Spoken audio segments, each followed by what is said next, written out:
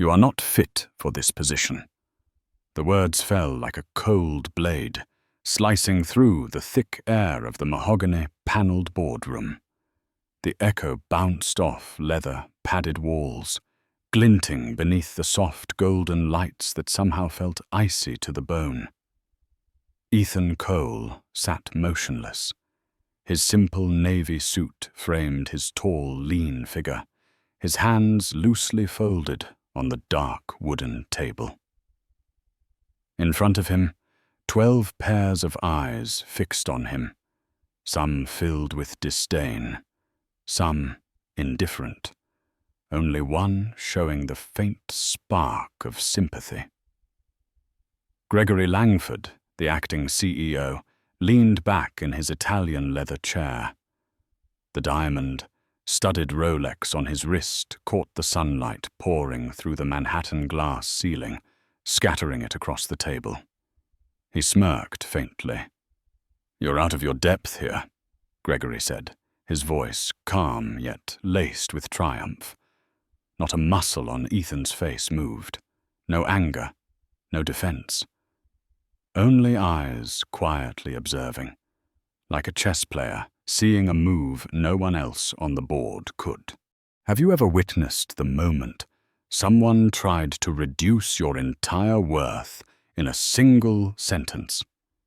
And have you noticed how sometimes that very sentence becomes the death knell of their own career? The digital clock on the wall blinked. 2:13 p.m. Exactly 47 minutes before the shareholder vote that would decide Innovaris Corp's new CEO. Gregory slid a folder across the table as if it carried a stain. Impressive resume.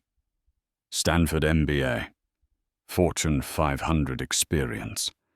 But this company requires more than pretty words on paper. Ethan picked up the file, aligning each sheet of paper with the steady precision of a surgeon. No tremor. No rush. Gregory cleared his throat and continued, lowering his voice into that syrupy tone adults use when explaining something to a child they assume cannot understand. "We need someone who understands our culture, someone who fits the values of Innovaris." CFO Linda Park pretended to examine her freshly painted nails. Thomas Reed scrolled lazily through his phone.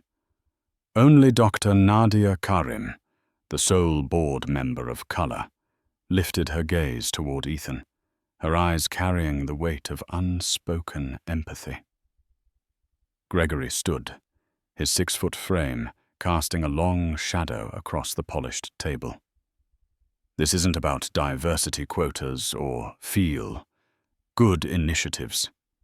This is about competence. No one in the room noticed that the internal camera was accidentally broadcasting the entire meeting live on the company's LinkedIn page. An intern, Emily Soto, just 22, had pressed the wrong button while taking notes. Now the audience was climbing. 70, 3, 150, -6, 230, 4. A vibration came from Ethan's pocket. He glanced at the screen, the corner of his lips curling almost into a smile. 40. 2 minutes left, he whispered, just loud enough for Gregory to hear. "What did you say?" Gregory faltered, losing a beat of confidence. "Nothing. Please, go on." Ethan's tone was steady, almost casual. Gregory clenched his jaw. He was not used to being interrupted, much less disregarded by someone who was supposed to be the candidate. "Leadership requires foundation," Gregory concluded. Ethan nodded slightly. "I understand. I truly do." The live stream now had more than 300 viewers. Comments began to flicker across the screen. Did he just say that? Wow, they're exposing themselves right here. Ethan opened his Italian leather briefcase. drew out a Mont Blanc fountain pen and began scribbling a few lines. Gregory narrowed his eyes. "What are you writing?" "Notes." "About what?" "About cultural alignment, as Ms. Park so delicately put it." Gregory flushed red. "I don't like your attitude." Ethan set the pen down and, for the first time, looked Gregory directly in the eye. "You're right. This should be a conversation. So may I ask you a few questions?" Gregory instinctively stepped back half a pace. This is not how interviews work." Ethan tilted his head slightly, his voice slow and deliberate. "Then tell me, Mr. Langford, how do they work?" The room fell silent. The hum of the air conditioner, the faint roar of Manhattan traffic 30 floors below were the only sounds. But outside the boardroom, the truth was spreading. Nearly 600 people were now watching live, seeing every detail of this so-called interview. And no one in the room knew that in just a few minutes, those they dismissed as insignificant would be holding the very evidence that could end their careers. Light from the glass windows spilled across the mahogany table, reflecting every trace of tension etched into the room. No one inside the boardroom realized the truth was no longer confined within 4 walls. More than 600 people, from low-level employees to tech journalists, were glued to their screens. Comments cascaded like a waterfall. "This is blatant discrimination." "Is anyone recording this? That guy in the Navy suit is too calm, like he knew all of this was coming." Gregory adjusted his tie, trying to reclaim control. "You understand, don't you, Cole? A $12 billion company like Innovaris cannot put its future in the hands of an outsider." Ethan lifted his Patek Philippe watch ever so slightly, his eyes reflecting an uncanny calm. 38 minutes, he murmured, as if to himself. "What did you just say?" Gregory frowned. "Just noting the time," Ethan replied evenly. The words rattled Gregory. The man who was used to barking orders now had to steady his breath. Linda Park glanced up for the first time, suspicion flickering in her eyes. Thomas Reed shot a glance at Dr. Nadia Karim, but she remained silent, her gaze locked on Ethan, as though silently asking, "What are you doing?" Phone notifications chimed around the table. Several board members checked their screens, their faces paling. Was it leaked news? Worse. The hashtag #Innovaris discrimination had begun to spread.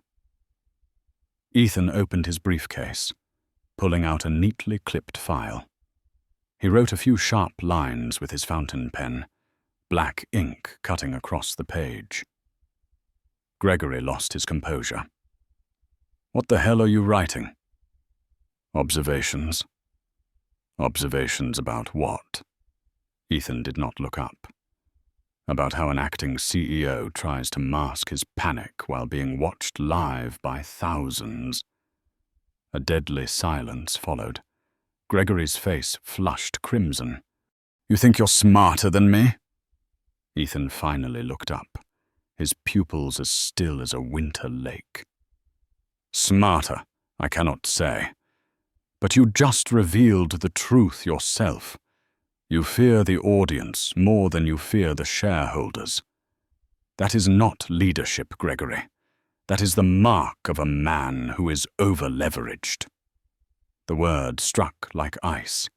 Over-leveraged, a financial term. But here it was more than an insult. It was a verdict. In the corner, intern Emily Soto's hands trembled over the keyboard. I can't shut the live stream down," she whispered, almost sobbing.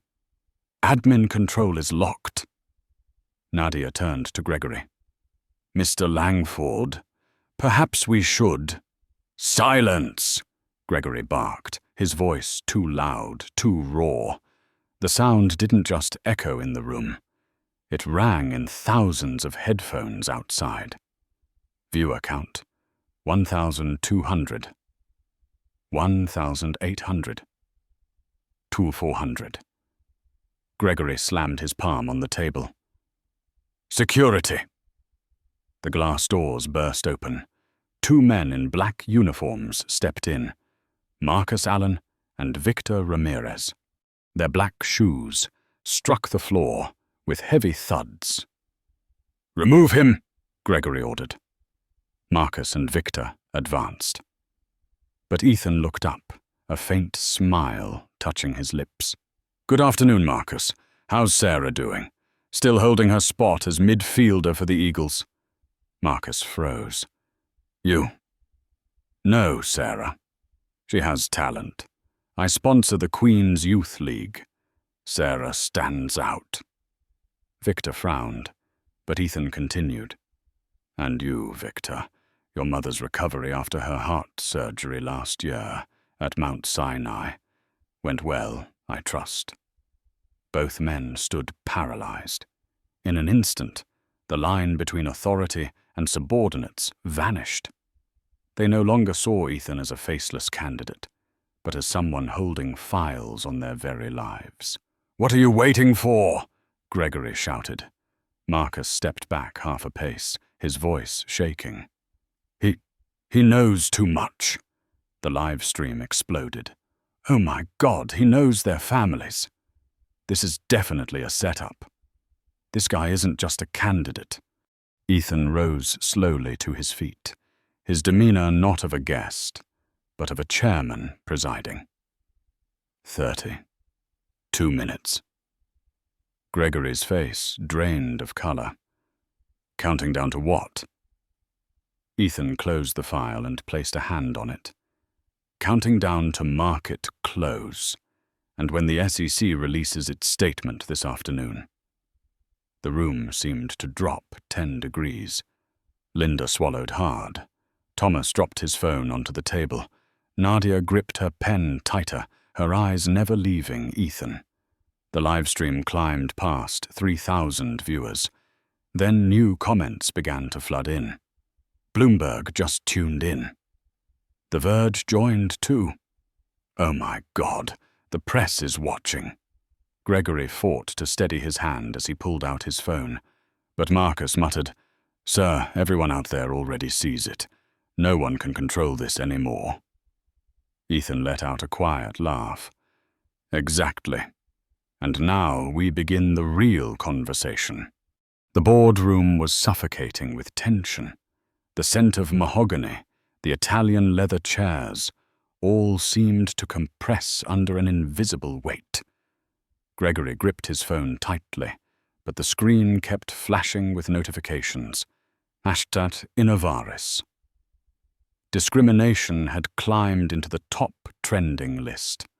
On the live stream, viewers surged past 4,200. Comments poured in relentlessly. "Who is this guy? What kind of candidate stays this calm? Looks like the acting CEO is losing control." Gregory swallowed hard, his voice raspy. "Enough. This interview is over. Immediately." Ethan did not stand. He sat straight, his eyes glinting with a cold light sharp as a blade. "The interview is over, but the conversation has not even begun." The room fell silent. Nadia Karim set her pen down, her hand trembling slightly. Linda Park frowned, while Thomas Reed finally tore his eyes from his phone. "Who do you think you are?" Gregory forced a laugh, but it cracked, hollow and uncertain. "An outsider trying to wedge your way into a place that does not belong to you." Ethan opened his leather briefcase, pulled out a thick envelope, and set it on the table. The sound of paper striking wood landed like a gavel. He calmly unzipped it and turned the documents so everyone could see. Bold numbers, sharp black letters. 23% equity stake in Innovaris Corp. Doesn't belong to me. Ethan looked up, his voice steady. That's amusing. I'm not a candidate here, Mr. Langford. I am the second largest shareholder of this company. The room froze. Linda's jaw dropped. Thomas muttered, What did he just say? Nadia leaned back, her heart pounding. She thought to herself, I knew it. He isn't ordinary. Gregory shot up from his chair, face burning red. Impossible. We control the shareholder list. Shell companies, Ethan interrupted, calm as a professor lecturing first-year economics. Harborstone Holdings, Meridian Partners, Cornerstone Investments, all mine. Legal. Fully transparent on paper. On the live stream, the comments exploded. Holy, he owns 23% of the company. My God, the acting CEO is literally interviewing his own boss. This is going in business textbooks, Gregory stammered. You deceived us? Ethan tilted his head slightly. No. I invested. And then I observed. There's a difference, Mr. Langford. He laid down another document on the table, the embossed seal of the SEC, the heading reading, Formal Complaint for Violations of Federal Securities Laws. Linda shot to her feet, her chair screeching back across the floor. What kind of circus is this? Ethan flipped the page, pointing at a highlighted section. This is no circus. This is an official complaint from the Securities and Exchange Commission. Filed this morning, 9:47 Eastern Time. Thomas's hands shook as he pulled out his phone, typing in the case number. The screen lit up, its glow cast across his face, pale as ash. Dear God, it's real, Gregory flailed, his voice breaking. You can't do this. This is an internal meeting. Absolute confidentiality. Ethan cut him off, his voice dropping, resonant as a judge's hammer. Have you forgotten already? This meeting is being broadcast live to the entire world. From her corner, Emily the intern whispered, barely audible. Viewers, 7,800 now. Gregory faltered like a man being dragged from his chair. Linda clutched her head, and Thomas was drenched in sweat as if he had run a marathon. Ethan rose slowly, his hand resting firmly on the documents. You called me unqualified. He paused, locking eyes with Gregory. Wrong. I'm only unqualified to participate in a system that is rotten. But I am fully qualified to end it. The live stream erupted with comments. He's not a candidate. He's flipping the table. The SEC is involved. No escape now. I'm watching history being written right now. Gregory's shouting was swallowed whole by the tidal wave of reality. Innovaris was no longer a closed room. Innovaris had become a national stage, with every eye watching, and Ethan Cole, the man dismissed as unqualified, had claimed the center of the screen. Gregory's face turned ashen, his throat tightening as if an invisible rope were choking him. No, this can't be, he whispered.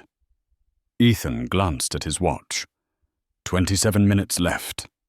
His voice was calm, but it carried the weight of a gavel striking in a courtroom. On Emily's laptop, the viewer count spiked to 8,500. Direct messages from reporters at Bloomberg, TechCrunch, and The Verge crowded the screen. New hashtags exploded into the feed. Hacked corporate fraud. Hashtag Innovaris scandal.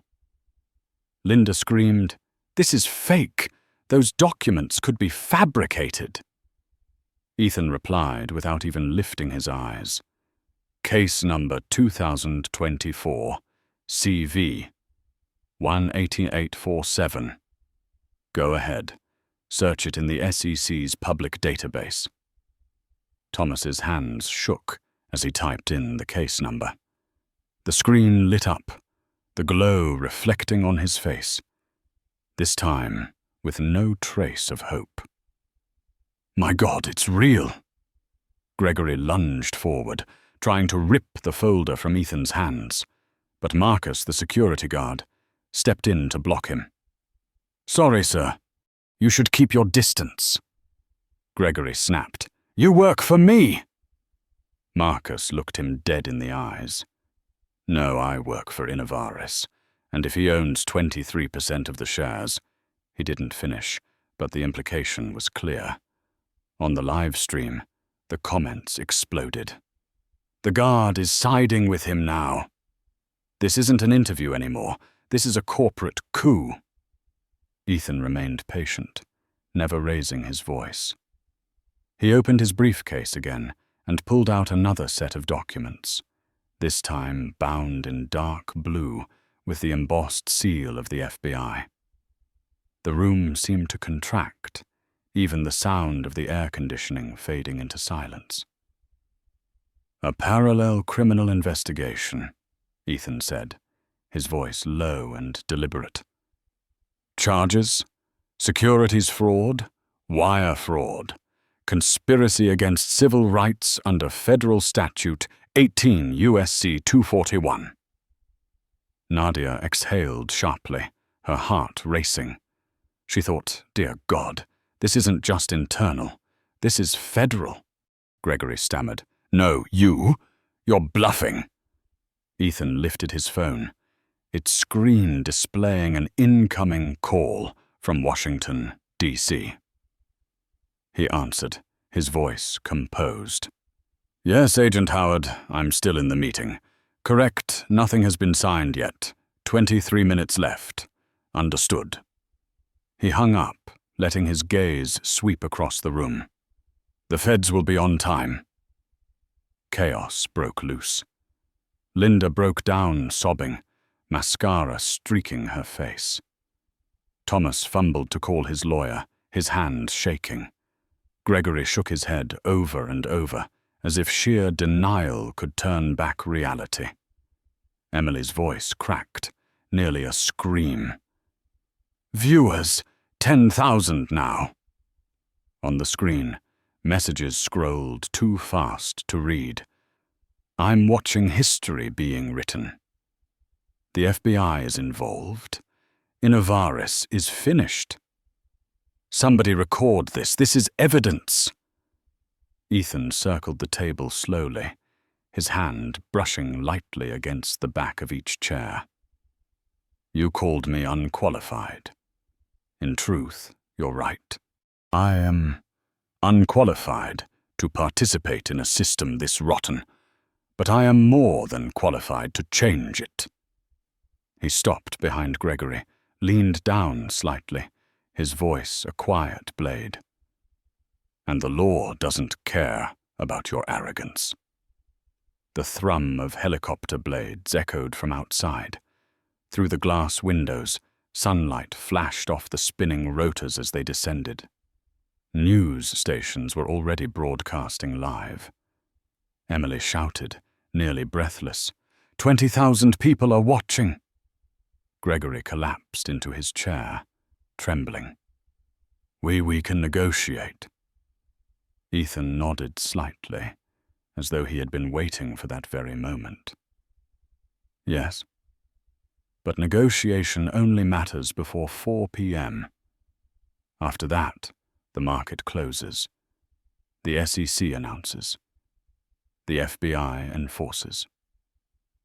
He returned to the table and unlocked his portfolio one last time. A thick stack of documents, perfectly aligned, landed at the center of the gleaming mahogany table. Nadia stared at them, her eyes filled with both pain and the faintest flicker of hope. Could this be the only chance for the company to rise again? Ethan closed his eyes briefly, drawing in a deep breath. When he opened them, his gaze was sharp as a surgeon's blade. 21 minutes left. The thumping of helicopter blades outside grew louder, like war drums echoing across the Manhattan sky. Through the glass windows, television trucks with CNN, Bloomberg, and CNBC logos jammed the square below. The world had chosen its stage, and Innovaris now stood beneath the brightest light of all, the light of justice. Ethan closed his portfolio softly, lifting his gaze directly to Gregory. You asked if there could be negotiation. Very well. But negotiation here means you and the other two. His eyes swept over Linda and Thomas. Sign your resignations immediately, give full disclosure, and cooperate with the federal authorities. Gregory slammed his hand on the table. You have no right to force us into this, Ethan replied, his voice cold yet steady. I own 23% of the shares. Blackstone Capital has just secured 31. Together, we control 54% of the company. Under Innovaris's own bylaws, Article 7, Section 3, leadership can be restructured within 24 hours if the majority of shareholders demand it, which means your power is already gone. A stunned silence fell. Everyone in the room could hear the pounding of their own heartbeat. On the live stream, comments erupted. My God, he's beating them with their own rules. Article 7, Section 3, I just looked it up. It's real. The interim CEO is finished. Ethan pulled out 3 thin folders, placing them neatly on the table alongside 3 pens. Resignation letters. Voluntary. If you sign now, federal authorities will take your cooperation into account. If you don't, he paused, emphasizing each word, then we'll let the FBI explain the rest. Linda broke down in tears, mascara streaking her cheeks, her hands trembling violently. I have a family. My children. Ethan looked at her, not entirely cold, but weighing her fate. If you sign and cooperate, the court will consider leniency. If you resist. He left the sentence hanging, but the sound of police sirens rising from the street below finished it for him. Gregory clung to defiance. You're just some accountant in a cheap suit. You think you've won? Ethan leaned forward, his voice cutting like a blade. It's not me who wins. The law wins. And you're losing because you chose to mock it. Thomas sat frozen. At last, with a trembling hand, he picked up a pen. I'll sign. The scratch of the pen across paper echoed like a verdict being read. Linda followed, her hand shaking so badly her signature collapsed into jagged lines of ink. Only Gregory remained. He gripped the pen but refused to lower it. I won't let an outsider destroy my legacy. Ethan allowed himself a faint smile. Outsider? No, you're wrong. I've been inside all along, for 18 months. Every falsified report, every shady deal. I have it all. SEC, FBI, even the Senate. They've all been waiting for my signal. Emily, the intern, snapped her head up. Viewers, 25,000 now. Journalists keep flooding the feed. Gregory looked around, desperate for support, but every gaze turned away. Even Marcus and Victor, the guards, silently stood with Ethan. Ethan set his watch on the table, the ticking second hand striking like cold steel. 15 minutes left. Sign now. You still have a chance. Refuse, and the FBI will escort you out under the live lens of 30,000 viewers. Gregory's jaw clenched tight, his hand trembling violently as he finally lowered the pen. His signature sprawled across the page, disordered, like leaves scattered in a storm. On the live stream, comments exploded. "He signed! Oh my God, he signed!" Historic moment. The CEO toppled live on air. This is a lesson for every corrupt corporation. Ethan folded the files, sliding each document carefully into his leather case. His voice was quiet, yet thunderous. "Good. Now we can begin the real meeting." The glass doors swung open. 6 figures strode in, each step carrying the weight of authority, their presence as sharp and decisive as a drumbeat. New faces, the very people Ethan had prepared long before, took their places at the table. Linda choked out, Who are they?" Ethan turned, a faint smile crossing his lips. "The new leadership. This board belongs to them." The afternoon light fell across Gregory's face, pale as ash. He had lost everything, while outside the entire world bore witness to a collapse that could never be hidden. 12 minutes left, Ethan whispered, like a judge striking the gavel one final time. The glass doors closed, and the room sank into a tense silence. The 3 former executives, Gregory, Linda, and Thomas, sat frozen like stone statues, their faces twisted by defeat. Before them, 6 new figures entered, each step striking like the drumbeat of a funeral march for the old era. Ethan rose, for the first time showing a measure of respect throughout the entire afternoon. He nodded. "Welcome." Leading the way was Isabella Marquez, former CEO of Global Dynamics, who had turned a debt-ridden company into a profitable empire in just 2 years. Forbes had once called her the corporate surgeon. Behind her was Dr. Daniel Wu, a forensic accounting expert who had worked directly with the SEC on multi-billion-dollar fraud cases. He placed a thick stack of files onto the table with a heavy thud that made Linda flinch. Beside him was Judge Eleanor Briggs, recently retired from the Federal Court of New York, renowned for her uncompromising rulings in white-collar crime cases. Her eyes swept the room like an X-ray beam, forcing Gregory to lower his gaze. The remaining 3 were young, diverse faces who had once been rejected by Innovaris during recruitment rounds. Now they returned, living proof of change. On the live stream, comments poured in. "Is this the new leadership board? My God, they've been preparing this for a whole year. A powerhouse lineup. Gregory is finished." Ethan spoke firmly. "From this moment, Innovaris will be rebuilt. No more secrets, no more privilege. Everything will be transparent before shareholders and the public."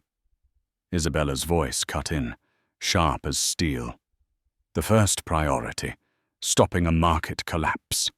Stock has already lost 38% in 1 hour, but it can be saved if we act immediately." She opened her tablet, a plunging chart glowing across the screen. "We will hold a press conference right after the market closes, announcing a comprehensive reform package that will stabilize investors." "Doctor." Wu flipped open his files, presenting figures. $47.2 million embezzled. The good news, we've already frozen $32.8 million in offshore accounts. Assets tied to Gregory and Linda add another $18.6 million. In total, more than enough to cover the losses, including penalties. Linda choked out, her voice breaking. "No, that money belongs to my family." Ethan glanced at her, calm but unyielding. "No. That money belongs to shareholders, to employees robbed of their bonuses, to engineers laid off under false cost cuts.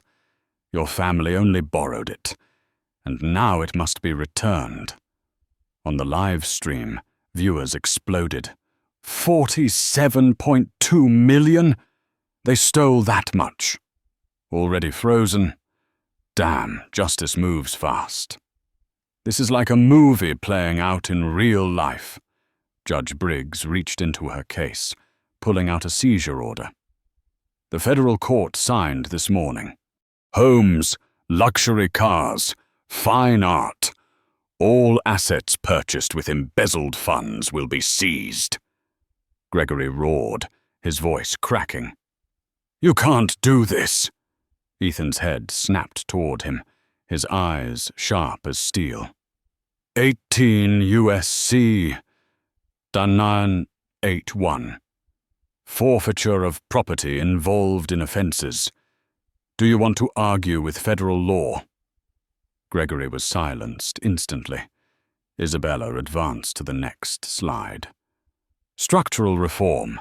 Within 18 months, leadership must consist of at least 40% women and 30% from minority groups.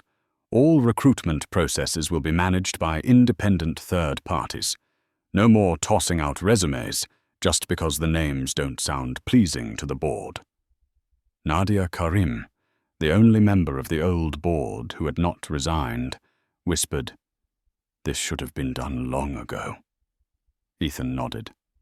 "And now, we are not only doing it for Innovaris, we are setting the standard for the entire industry." A notification flashed on Emily's phone. Viewers 32,000. Innovaris Justice trending #1 worldwide. Outside, FBI sirens pierced through the glass walls, red and blue lights flashing across the faces of the 3 disgraced leaders, reflecting a truth they could no longer deny. Ethan drew a deep breath, his eyes unwavering. 8 minutes remain. After that, the federal announcement will be official. But right now, we restart Innovaris. On the live stream, one comment was pinned. "This isn't a collapse, it's a new beginning." The wail of sirens echoed from the streets below, each piercing blast, like the drumbeat of an execution march. Through the wide glass windows, the red and blue lights of the FBI convoy reflected across the mahogany table. The entire room was drowned in the chaotic, flashing glow, as if a courtroom itself had been relocated here. Gregory collapsed into his chair, his trembling hand clutching his lapel. Linda sobbed uncontrollably, her mascara streaking down her face like a crumbling mask. Thomas sat rigid, his eyes hollow, as if his soul had already left. Ethan remained upright, his deep voice cutting through the tension. At exactly 4 o'clock, the SEC will announce civil charges. At the same moment, the FBI will execute arrests. You should prepare yourselves. Emily cried out. Viewers at 39,000. CNN, BBC, Al Jazeera just joined. On screen, comments cascaded non-stop. This is the biggest scandal of the decade. I'm watching a Fortune 500 CEO get arrested live. He's been preparing for 18 months. Absolutely incredible. The doors burst open, and 2 FBI agents in black suits stepped inside, their badges gleaming. One of them read clearly, "By order of the Federal Court of the Southern District of New York, we are placing Gregory Shaw, Linda Carver, and Thomas Blake under arrest for securities fraud, wire fraud, and violations of civil rights. The air froze. Gregory shot up, shouting, "You can't do this! I built this company from nothing!" The agent replied flatly, "No, you exploited it to enrich yourself. The law doesn't care about a false legacy." The metallic click of handcuffs snapped through the silence, cold and final, sealing the end of an era. Linda sobbed, pleading incoherently. Thomas sat in silence, tears streaming down his face.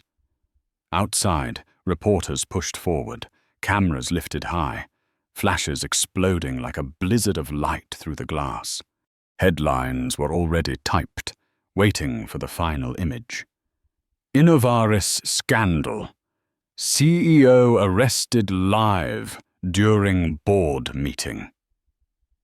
Ethan slowly closed his portfolio, his voice resonating through the chaos. "You called me unqualified, but today I have proven qualification is not in the seat you hold, it is in the truth you stand on." Isabella stepped forward, facing the swarm of cameras in his place, her voice sharp as steel.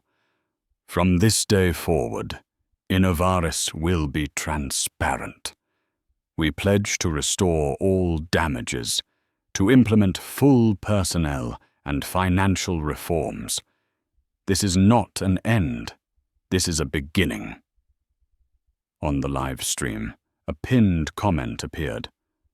"Justice doesn't knock with the sound of a gavel, but with the sound of a live stream." The FBI agents led the three handcuffed executives down the corridor, past a gauntlet of lenses. Gregory looked back, his eyes filled with hatred and despair, before disappearing behind the cold steel elevator doors. Inside the room, Ethan exhaled, for the first time revealing the weight on his shoulders. He checked his watch. 2 minutes left. Nadia asked quietly, 2 minutes to what? Ethan replied, "To history, when the SEC and the Department of Justice make it official, and the world will know the age of indulgence has ended." All eyes turned toward the street below. The plaza at the foot of the building had become a national stage. Reporters broadcast live. Crowds gathered, chanting calls for justice. Emily whispered, her voice trembling. "Viewers, 40.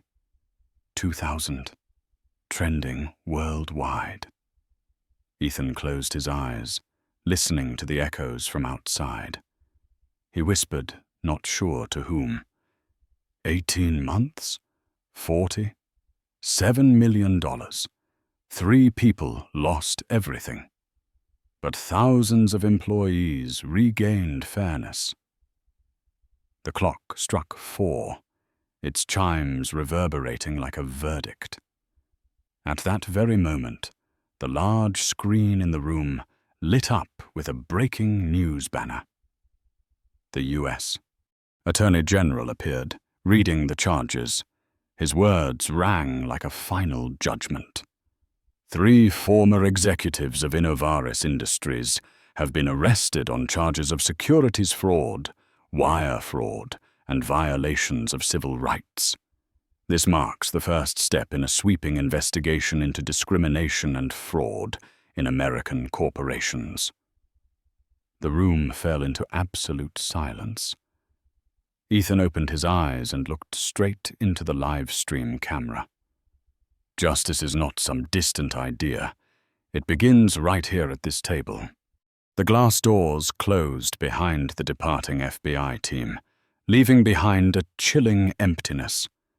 The red and blue lights outside faded, replaced by the frantic clatter of keyboards as reporters rushed to send breaking news. In the room, silence lingered for a few seconds before Isabella stepped firmly to the head of the table. "Now we begin the real meeting," she said, her voice steady and commanding.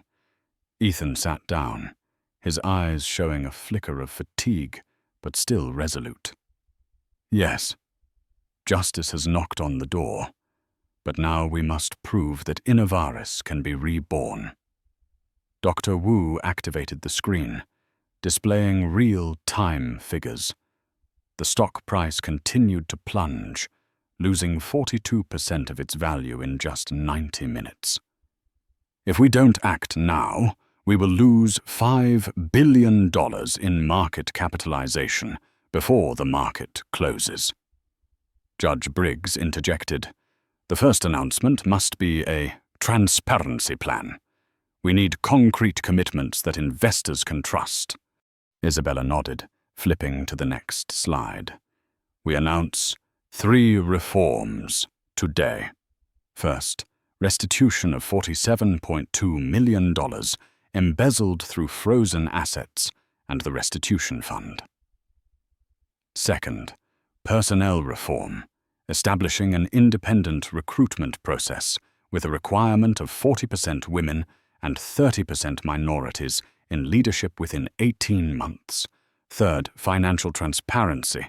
Every transaction over $50,000 will require dual approval and monthly audits by an independent third party. Ethan added, his voice calm yet sharp as a blade. And one more point, a live online monitoring system. Shareholders, employees, and the public will be able to oversee everything in real time. Emily gasped. Viewers at 46,000. Everyone is sharing the live stream. Hashtag Innovaris Justice has hit 1 million tweets in just 1 hour. Outside, news helicopters circled, their spotlights piercing through the glass and turning the boardroom into a stage. Nadia Karim, the only remaining member of the old board, spoke with a trembling voice. Will the market forgive us, or will Innovaris be erased forever? Isabella looked directly at her. The market only needs one thing, trust, and trust comes only from real action. Dr. Wu raised his analysis. If reforms are announced within 15 minutes, we can limit the damage. I predict the stock will stop at a 32% drop instead of free fall. Ethan nodded. Time is gold, not only in business, but in law. Lose this moment, and we leave a vacuum for competitors to devour Innovaris. The clatter of keyboards echoed.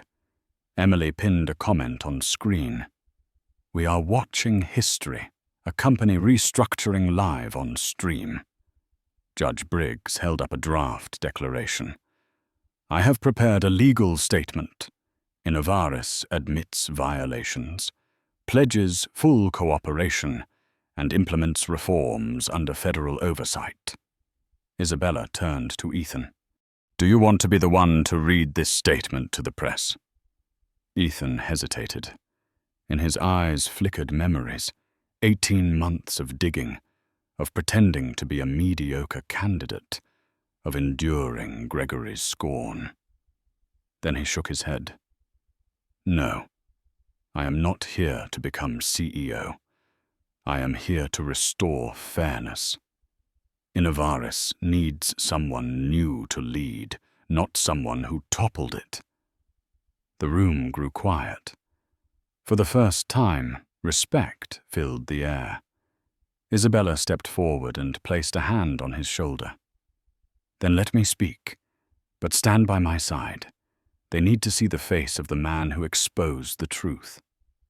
Ethan nodded gently. All right. Emily cried out. Viewers 50,000. CNBC just went live. They're calling this a corporate Watergate.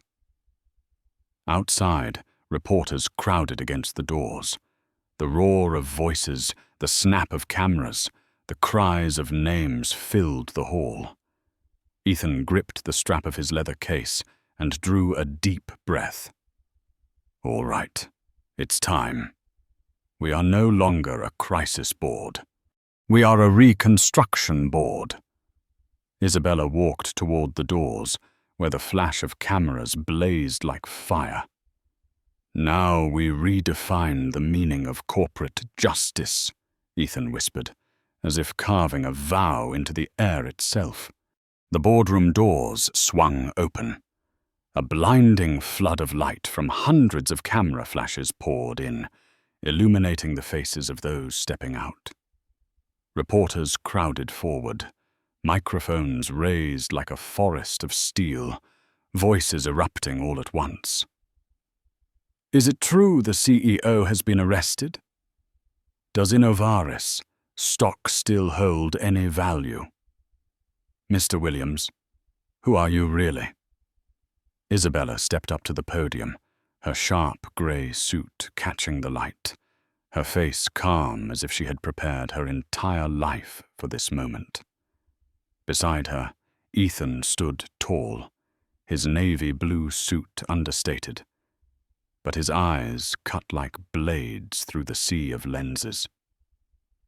Ladies and gentlemen, Isabella began, her voice echoing powerfully through the microphones. Today, Innovaris confronted the rawest truth in its history. 3 former executives have just been arrested by the FBI for fraud and violations of civil rights. But this is not the end. This is the beginning of rebirth. A ripple of murmurs spread across the room, the clatter of keyboards relentless. Screens in the press room flashed non-stop updates. Breaking news. Innovaris announces sweeping reforms. Isabella raised her hand as Dr. Wu projected the first slide. $47.2 million were embezzled. We pledge full restitution through frozen assets and the compensation fund. The second slide appeared. Financial transparency, independent monthly audits, dual approval for all transactions over $50,000. Camera shutters snapped furiously. A Bloomberg reporter shouted, "What about staffing? Innovaris has faced years of criticism for excluding minority candidates." Ethan stepped up to the microphone. His voice was low and steady. "I'm not here to run this company, but to ensure justice.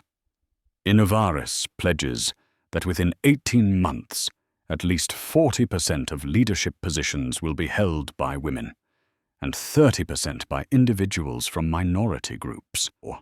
This time, the recruitment process will be managed by an independent third party. No more discarding resumes just because of a name someone doesn't like." The room erupted in applause and cheers. The hashtag #InnovarisReborn instantly appeared on reporters' phones, shooting straight to the top of the trending charts. Ethan looked directly into the live stream camera, his words deliberate, each one landing like a hammer. This is not just Innovaris's story. Over the past 18 months, I have investigated, and I can confirm that Innovaris is only the tip of the iceberg. 14 other Fortune 500 companies show signs of fraud and discrimination as well. The room exploded in chaos, questions hurled from every direction. Did you just say 14 other corporations? Do you have evidence? Which companies are on the list? Ethan stood firm. The evidence has already been delivered to the SEC and the Department of Justice. Believe me, this investigation will not stop here. On the floor, a CNN reporter stood, urgency in his tone. What do you call this, Mr. Williams? A lawsuit? A purge? Ethan allowed himself the faintest smile, cold at the edges. No, this is a moral test, and those who fail will pay the price. Outside, Wall Street billboards flashed breaking headlines.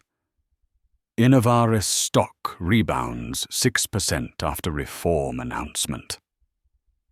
crowds of investors gathered, buzzing as though they were witnessing a historic championship game. On the live stream, the viewer count surged to 55,000. A pinned comment appeared. "This is no longer just a company. This is a corporate revolution."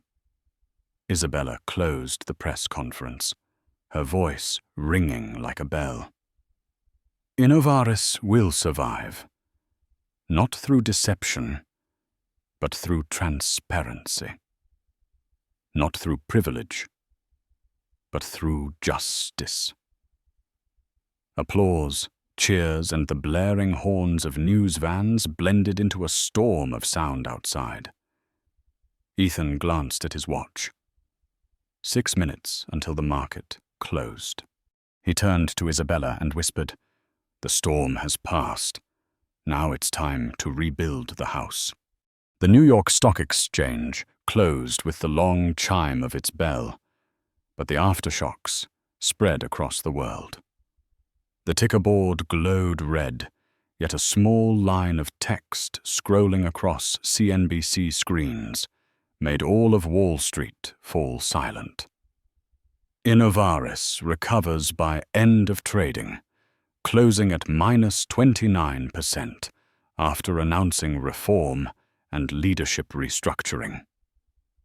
A Bloomberg analyst spoke live on air. "This is unprecedented. A Fortune 500 company collapsing and being reborn within hours, streamed live before 55,000 viewers." In Congress, phones lit up across offices. Senate Banking Committee summons emergency hearing on corporate discrimination. In Silicon Valley, CEOs of major tech firms called emergency meetings, fearing their companies might be among the 14 names Ethan had just mentioned. Secret emails and frantic internal chats scrambled to cover tracks. But it was already too late. Back at Innovaris headquarters, the boardroom remained lit. "Isabella, Doctor." Wu and Judge Briggs reviewed the public statement. Ethan stood by the window, looking down at the crowd gathered in the square, holding banners high. "Accountability now, and no more silence." Nadia's voice trembled. "Ethan, are there really 14 other companies?" He turned, his eyes burning with clarity, though his voice was low. 14 is the minimum. I have solid evidence on 8, suspicious data on 6. And I know when one brick falls, the entire wall will collapse." Isabella frowned. "What do you intend to do? You can't fight the entire system alone." Ethan stepped to the table, placing his portfolio down and opening it to reveal thick stacks of files. "I am not alone. I have worked with the SEC, with the Department of Justice, and with the Senate Banking Committee. Those who believe themselves untouchable are about to learn that the law still has teeth." Emily gasped, her eyes shining like a child seeing a comic book hero come to life. "So this is a real crusade?" Ethan smiled faintly.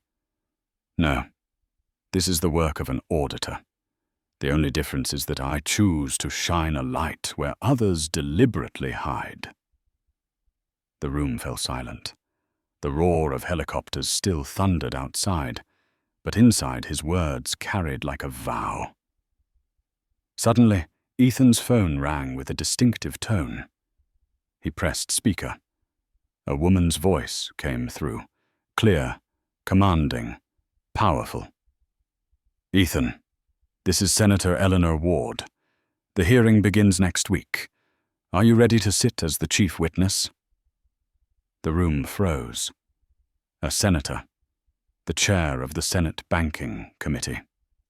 Ethan replied firmly, "I have been preparing for 18 months. Let's begin." Nadia whispered, You were never just a CEO candidate." Ethan glanced around, revealing for the first time a genuine smile. "I was never here to interview. I came to investigate. And now, I'm here to rebuild." His gaze lingered on the Innovaris logo carved into the wooden wall, once a symbol of ambition, now proof of corruption. "We will turn it into a symbol of justice. If Innovaris can change, then the entire system can." Isabella nodded sharply. "Then we start tonight, not to save one company, but to ignite a movement." Emily lifted her phone screen. 60,000 viewers. A pinned comment read, "Ethan Williams, the man who changed corporate America." Outside, chants echoed into the night. "Justice! Justice!" Ethan closed his eyes briefly, letting the sound seep into his very core. He knew the real battle was only just beginning. 6 months had passed since the Innovaris storm swept 3 former leaders from the pinnacle of power. Yet from the ashes, a new entity had been rebuilt, stronger, more transparent, and now a guiding torch for an unforgettable industry. The once dark mahogany boardroom that had witnessed chaos now bore a new face.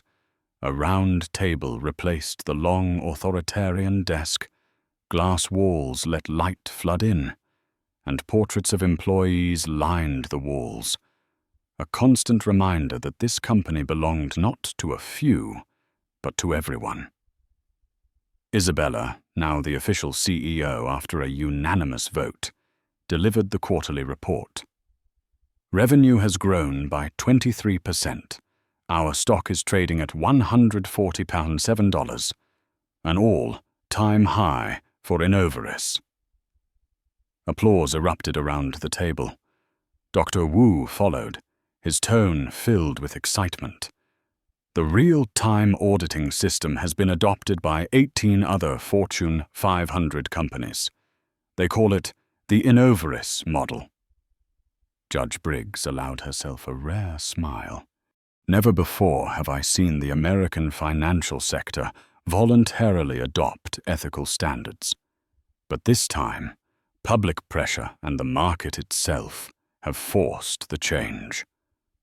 Ethan sat quietly, observing. He held no CEO title, no seat of power. But since that day, he had become the founding director of the Institute for Corporate Justice, an independent body dedicated to auditing discrimination and fraud in corporations. On the large screen, the Innovaris effect lit up in bold figures. 62 corporations voluntarily opened themselves to internal audits. 17 publicly admitted wrongdoing and reformed before prosecution. Over 200 universities made the Innovaris case a mandatory part of their MBA curriculum. Isabella looked up at Ethan. "You started a movement," Ethan replied softly, with calm pride. "I only flipped the switch. The public was the current." Outside, that was true. On social media, the hashtag #corporate accountability still burned bright. That fateful live stream had surpassed 47 million views, becoming a textbook documentary of how one man dared to confront power. In a Brooklyn cafe, 2 young students debated. "Did you see the video?" That moment, Ethan laid the SEC file on the table. My God, like a Hollywood movie. Not just a movie. My professor said this will be in business history books. In San Jose, a Mexican engineer, Miguel Rodriguez, once rejected just because of his surname, was now director of AI at Innovaris. His feature in Tech Leadership magazine spread the message: fairness is not just right, it is profitable. Meanwhile, Keisha Washington, a black engineer overlooked for promotion 3 times, had become the youngest vice president in company history at 29. Her AI project generated $47 million in new revenue, as if fate itself had turned full circle. The very sum once embezzled now returned through the creativity of those once denied. In the boardroom, Isabella closed her report. Innovaris has not just survived. It has proven that fairness and profit can walk side by side. Ethan rose and walked to the window. Outside, the summer night blazed with city lights, streams of cars flowing like the lifeblood of a giant organism. He remembered his first day here, when Richard Sterling had sneered, "You are not qualified." History had rewritten itself, not qualified to bow, but qualified to change an entire system. Ethan turned back, his voice resonant in the room. "Do not forget, this story does not end with Innovaris. This is only the first chapter. 14 names remain, and hundreds of thousands of employees out there are waiting to be treated fairly. We cannot stop." No one objected. The entire room rose to their feet in solemn silence. They knew the revolution had only just begun, and they were the ones carrying its flag forward. Winter had settled over Manhattan, a thin veil of snow covering the glowing avenues. The Innovaris building was now hailed as the steel lighthouse of Wall Street, a symbol that a company could collapse and yet rise stronger, all because of a single choice: transparency. On the 30th floor, Ethan stood silently before the glass window. Below, the square blazed with thousands attending the 6-month Innovaris Rebirth celebration. Banners rippled in the cold wind, justice its growth, and no more silence. Inside, a large cardboard display hung on the wall, bold letters declaring, "Institute for Corporate Justice, Annual Report." Numbers flashed across it. 60. 3 Fortune 500 companies had volunteered for audits. 17 conglomerates admitted wrongdoing before prosecution. 40. 2% of leadership roles at Innovaris were now held by women. 30. 5% by minorities. $4.7 billion in market value had been restored through reform. Isabella entered, carrying a thick folder. "We just signed 4 more companies for next year's audit package. The domino effect continues." Ethan nodded, though his eyes remained fixed on the city. He still heard echoes of Richard Sterling's words. "You are not qualified." Words that once cut like a blade had now become fuel for fire. A moment later, soft footsteps approached. It was Keisha Washington, now the youngest vice president in Innovaris's history.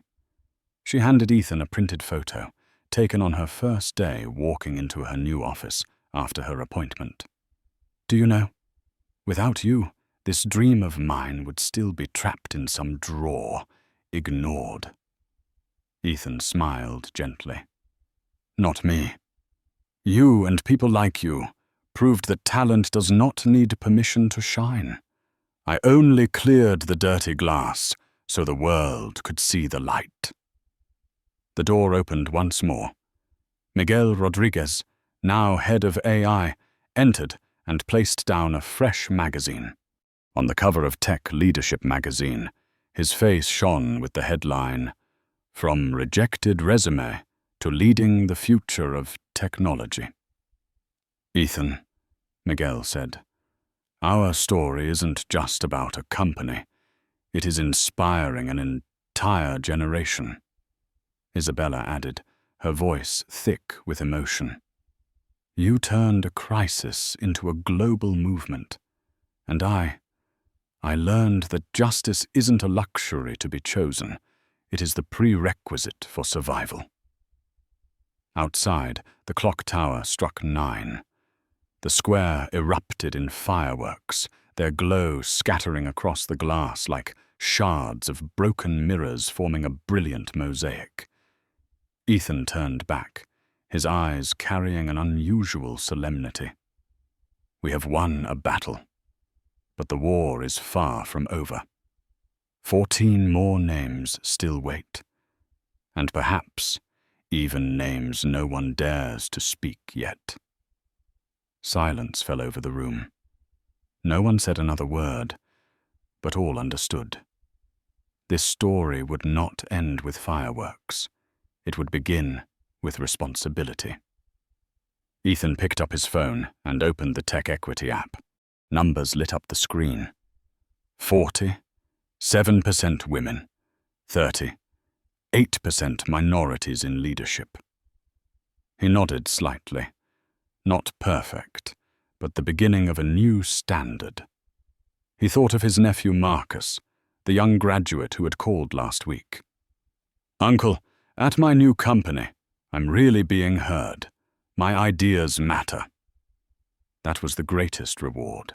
Not stocks, not praise, but knowing a new generation could step through corporate doors with the belief that they would be treated fairly. Ethan placed his hand on the wooden table, closed his eyes, and whispered like a prayer. Fairness first, profit after. And when the two walk side by side, the world will change. Outside, chants thundered, "Accountability! Accountability!"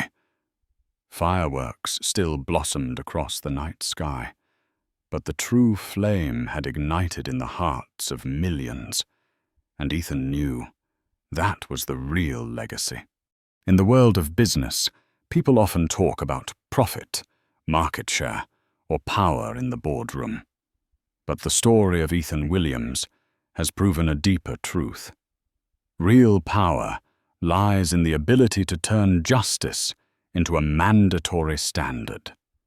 A company once drowning in corruption and discrimination was reborn, not through financial tricks, but through simple principles: transparency, fairness, and accountability. And when the truth was exposed, it wasn't just Innovaris that changed. An entire industry was forced to look at itself. Ethan was never seeking power.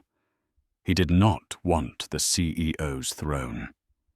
What he wanted was a system where every individual, regardless of skin color or background, could be judged fairly. And he proved that when justice comes before profit, the two can not only coexist, but thrive together. So here is the question for you, watching this story unfold. Do you believe that one seat, one decision, one act of courage to say no to injustice can change an entire system? If your answer is yes, then like this video to spread the message, subscribe so you won't miss more stories that truly touch the heart, and comment below with the phrase, "Justice first," to let the world know you stand on the side of fairness. Because change does not begin in luxurious boardrooms. Sometimes it begins with one person daring to say, "You are not qualified," and turning those words of humiliation into the spark of a revolution.